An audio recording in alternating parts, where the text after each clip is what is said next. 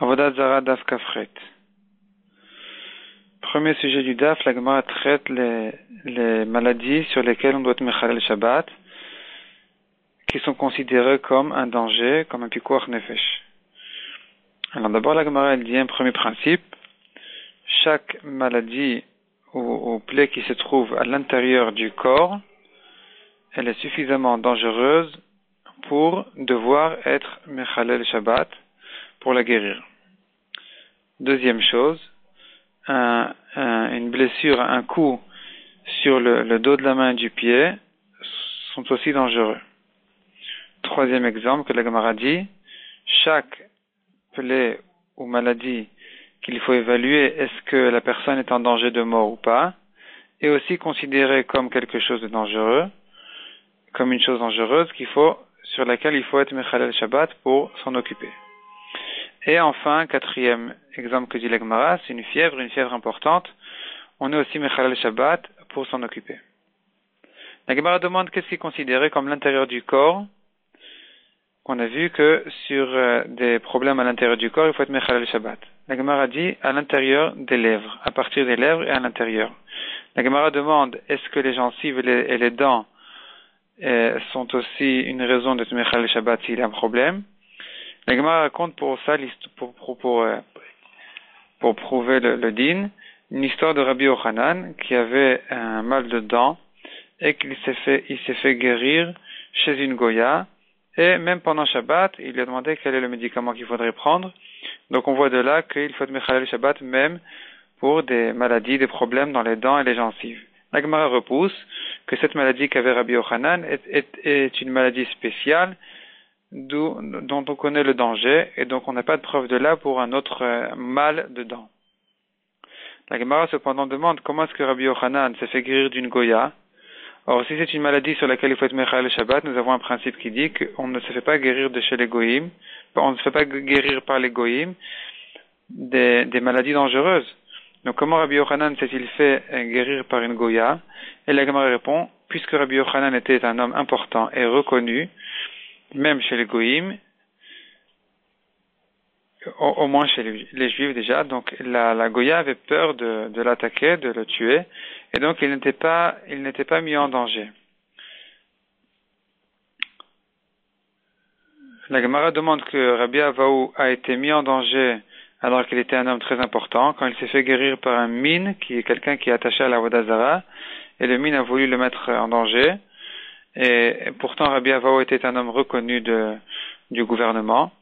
Et la Gemara répond que les minimes, ceux qui sont attachés à la Avodat Zara, ils sont plus dangereux encore que les goïm. Ils sont prêts à se mettre en danger pour blesser, pour attaquer même les importants de Bnei Israël.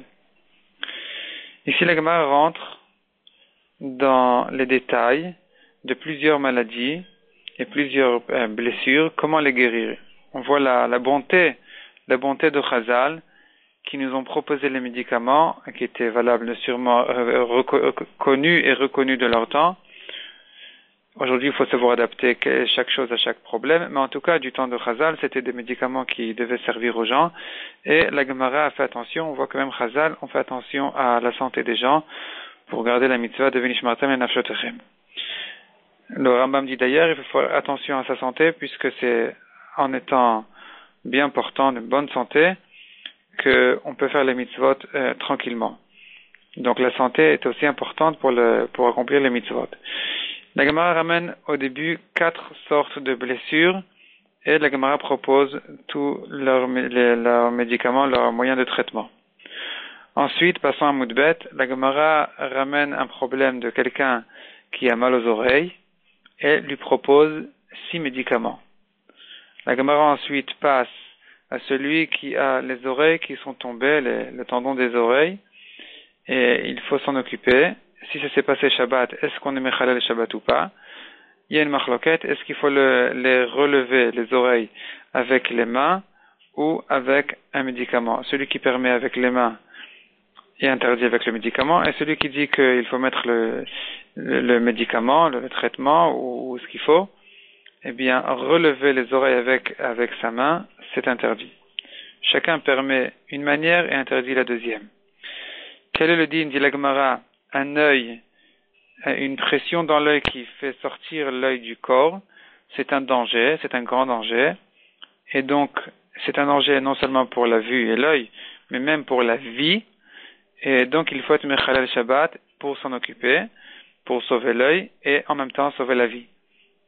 La Gemara dit que même si c'est un Chilul Shabbat Minatora, comme préparer les médicaments, ou bien amener les médicaments du Reshut Harabim, c'est aussi permis, puisque on reconnaît que les problèmes des yeux commencent par le cœur, donc c'est Pikuach Nefesh. Et la Gemara ici décrit 5 simanim, 5 signes pour reconnaître cette maladie de l'œil. Ensuite, la Gemara dit des principes généraux plutôt.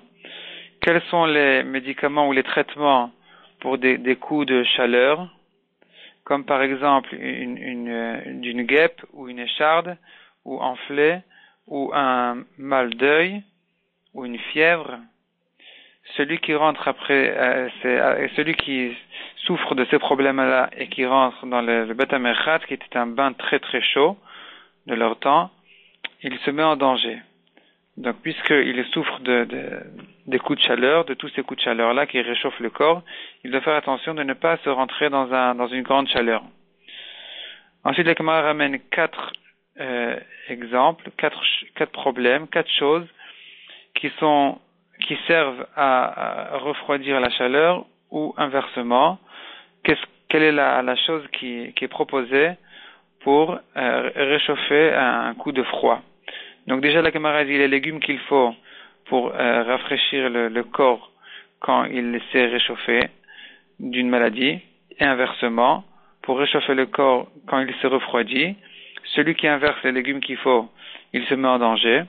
Deuxièmement, le scorpion, il met un coup de froid, donc il faut réchauffer la personne. Et inversement, la guêpe, elle donne un coup de chaud, donc il faut refroidir la personne. Et celui qui fait le contraire, qui met de la glace sur le scorpion, sur le coup du scorpion, il se met en danger, inversement, pour la guêpe. Troisième exemple que donne la Gemara, une écharpe qui est rentrée dans le corps, elle réchauffe le corps. Et donc,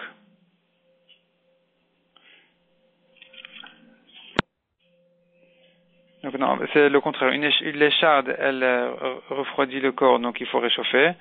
Les fentes dans le visage, elles réchauffent, et donc il faut refroidir le visage. Et l'inverse est dangereux. Et enfin, un quatrième exemple que dit la Gemara déjà dans le daf suivant. Le vinaigre est bon pour celui qui a fait une prise de sang des épaules. Et des petits poissons sont bien après un jeûne. Et l'inverse est dangereux.